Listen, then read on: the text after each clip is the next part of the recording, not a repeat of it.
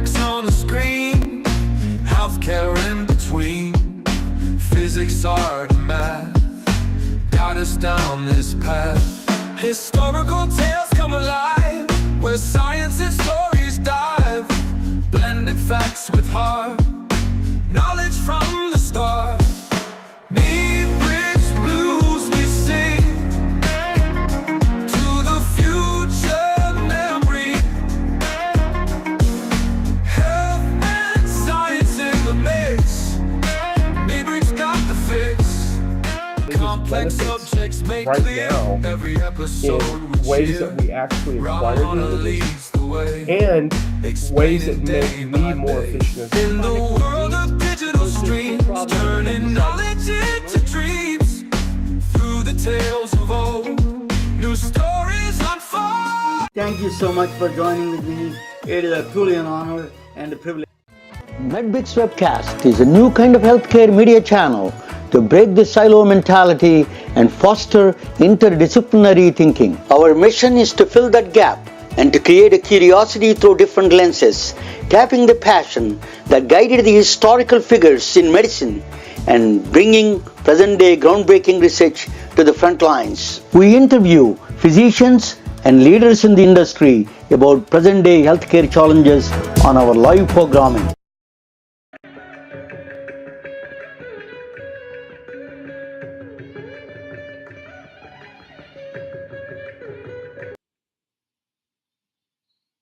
Have you ever walked into a room and forgotten why you were there? Or suddenly felt like your emotions were on a roller coaster and you were not the one that was driving? What if I told you these aren't random signs of aging or weakness, but actually a powerful shift happening inside a woman's brain? Today, we are going to make sense of it together. Ladies, are you ready to understand the menopause brain and start taking action to stay calm within? All right. So, what happens in a brain during menopause? Let's dig into that first. So, menopause is a neurological transition. Menopause isn't just about hot flashes and missing periods. It's a whole brain event. Dr. Lisa Mosconi is a pioneering researcher in the field of menopause brain and its impact on women's brain health. Her work focuses on understanding how menopause affects brain function and how women can navigate the transition. Main feature of menopause is the decline in the body's production of estrogen, which can lead to various bodily changes, such as the cessation of menstruation, but also to neuropsychotic effects, such as brain fog, depression, and anxiety. It's a full renovation project that's happening in our brain. So let's understand the key brain regions that are affected by this. Let's see how hippocampus. Hippocampus is the memory center. The decline in estrogen leads to that forgetfulness and brain fog. Amygdala. Amygdala is the emotional center. Drop in estrogen causes anxiety, irritability, and mood swings. Brainstem regulates sleep. Estrogen loss disrupts your sleep pattern. Prefrontal cortex. The prefrontal cortex is the decision making and focus. Our attention and clarity suffers during this stage. Hormonal drivers. Estradiol is the master regulator. It supports serotonin and dopamine, the feel good chemicals. When estradiol drops, estrone takes over. But it's a weaker, and the brain's fine tuning is lost because this is a weaker form of estrogen. So, what are these estrone, estradiol, estrogen? Let's understand that a little bit. Women have three types of estrogen: estrone, estradiol, and estriol. Estradiol is the main female hormone that you make over the course of your reproductive life. This form of estrogen, when it flatlines, that's what is flatlines completely during menopause. So when we talk about estrogen, primarily we are talking about estradiol. The lack of estradiol is the main driver of many issues in, in your body. So your body releases estradiol, the other form of estrogen, not estradiol, is estriol. I'm sorry. Your body releases estriol during pregnancy. And then the rest of the time, you can barely detect. It's like in trace amounts. So primarily, it's activated during pregnancy. After menopause, you primarily make estrone, the first one, which is a far weaker form of hormone than estradiol.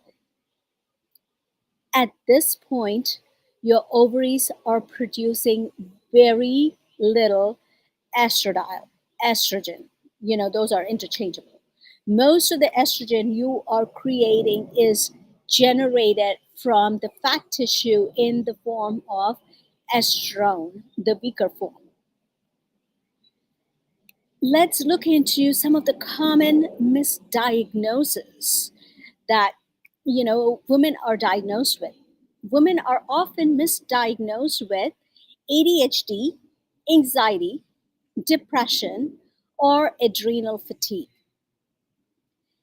when in fact the underlying cause is hormonal fluctuation. Have you or someone you know been given a misdiagnosis in midlife that didn't quite fit in to that whole story? Comment below. I was. When I was going through this chaotic symptoms, I went to my physician and I was diagnosed with depression. And I was prescribed antidepressants. And I knew that was not me. Then I had to dig into my research and follow, the evidence, the science. So let's look into why mental health feels so fragile. Estrogen also helps control cortisol, the stress hormone. When estrogen declines, cortisol levels rise, which means we are more easily triggered. Estradiol increases serotonin and the density and the activity of serotonin receptors in the brain. As it declines, estrogen receptors are untapped, and your brain is left wanting, which can lead to erratic moods. irritability, restlessness, and anger. Estradiol is the master regulator of women's brain. Women's brain is very sensitive to estradiol changes. It is neuroprotective hormone and it is a master conductor. When estradiol is receding, estrol takes over, but it is a weaker hormone, so the tuning is off. The inflammatory response in the brain increases, which raises the risk for brain fog, mood disorders, and even Alzheimer's disease. 2 out of 4 Alzheimer's patients are women. From Dr. Lisa Mosconi's research, she learned that Alzheimer's disease is a disease of midlife with symptoms that are prominent in old age, but the most important age to focus on for preventative efforts is midlife. It's not an old age disease, it starts in midlife. Think about that. It is not an old age disease, but it starts in midlife. So, the preventative measures you need to take in your midlife. Here's a question for you. What emotions or symptoms have surprised you the most during this phase of life? Let me share mine. I have been practicing this mindful living for many years and do my daily, practices, fill my cup and do all of that stuff. One day at work, something happened and I was totally triggered. I said something that I would normally not say. I was like, what was that? Why did I react that way? Have you experienced something like that?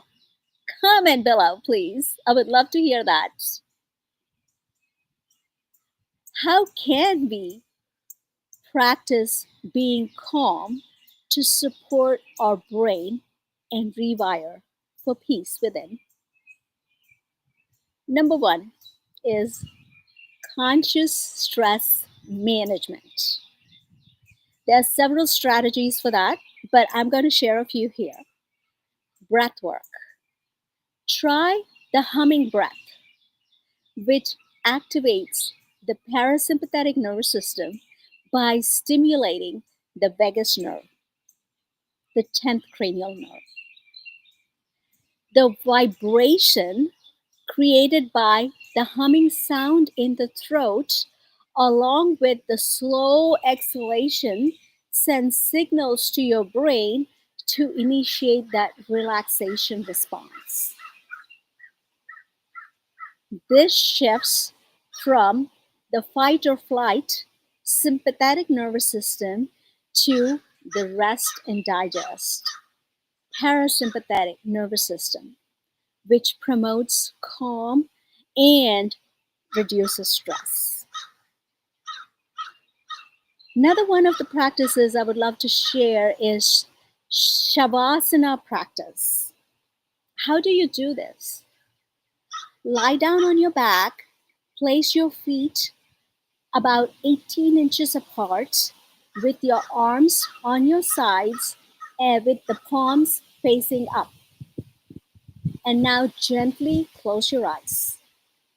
Settle into the position and breathe naturally. Put your attention on your breath, feeling your diaphragm raise and fall. As you exhale, let your lungs deflate with a sigh. And easily breathe in, then exhale with a sigh. Sense yourself becoming deeply relaxed and continue for 5 to 10 minutes. Now, sink into this relaxed feeling. To exit the pose, don't just quickly jump out and go into your activities, but slowly, easily turn and stretch as if you were just waking up in the morning. Stretch your body and then open and close your hands, then open and close your eyes and get up without moving quickly. Slowly get up and start doing your activities. Gently ease into your activities. Notice that you feel relaxed and in control. Remember this feeling. Anytime in the day, if anxiety comes calling, tap back into this feeling. The state of relaxed alertness is the basis for effectively reaching a place inside that is free of fear in nature and an effortless way to relax. Second thing is mindfulness and grounding. Nature walks, barefoot on the grass, and noticing sounds and sensation. When you're walking, you know, try to walk barefoot. Have you ever felt that sensations, how it feels? And walk without the headphones on. Just notice, the wind, the trees blowing, the sounds around, the birds singing, chirping. All of those will really make you feel relaxed inside. Journaling, journaling about what you feel without judgment, and also naming the emotion. It's also known as effective labeling, is important because it allows to better understand, regulate, and manage your feelings. This process enhances self awareness, reduces emotional intensity, and improves our decision making. The third one, using movement as medicine, gentle yoga, resistance training, and walking. Any type of actual intentional movement for a certain period of time. That's what helps. And on the days you feel really strong, go for that intense exercise.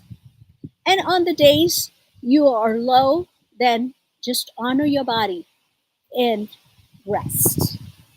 Listen to your body. Number four, food for your brain. Mediterranean diet, which is plant predominant foods, leafy greens, berries, walnuts, olive oil, olives, and stay hydrated and avoid inflammatory processed foods and sugars, added sugars. Green tea, black tea, and some types of mushrooms like shiitake mushroom, lion's mane mushroom, reishi mushroom, turkey tail mushroom, and chaga mushroom. What do these products have? They have something called L-theanine, an amino acid which promotes relaxation and ease stress without causing drowsiness. Research suggests that L-theanine can boost levels of calming brain chemicals like GABA, serotonin, and dopamine, which play a role in regulating your mood, emotion, and sleep. Number five, conscious reframing. Anxiety is often fear hijacking your thoughts. It just hijacks your thoughts out into fear, right? So choose awareness instead. Become aware. Becoming aware is the antidote to that unconscious fear that sets in. Every conscious breath is reclaiming your power. Practice slow, deep breathing throughout the day. Limbic brain plays a key role in processing and regulating emotions, as well as contributing to behaviors related to survival and motivation. By targeting the limbic brain and helping re engage the prefrontal cortex, the practices, all these practices that you have just learned, not only address emotional regulation, but also support your decision making. Which of these practices are you curious to try first? What is the one thing that feels doable right now? Please comment below. Would love to see what's that practice that you would love to start off with. Menopause is not a flaw in your design, it's a transition into a powerful new stage. Your brain is not broken, it's rewiring. You have tools, you have community, and you have a choice.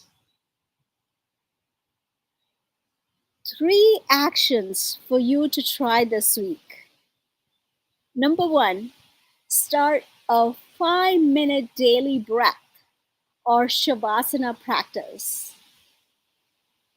Number 2, eat one brain-friendly meal each day.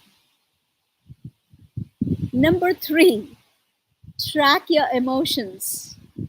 Don't judge, but just understand.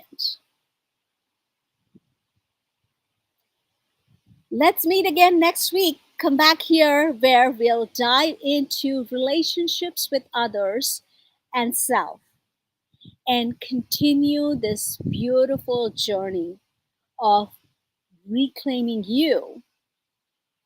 You are not alone and you are not crazy. You are in transition and you are waking up.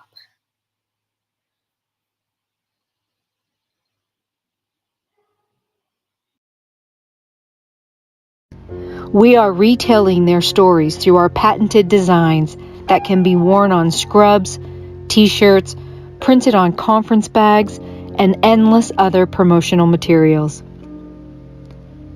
Daily Wear for Medicine is the first ever of its kind to create curiosity in medicine through visual art. We at MedBricks are celebrating unsung heroes of the past who made enormous contributions to the field of medicine through our unique campaign called Daily Wear for Medicine. You can wear it, carry it, and give it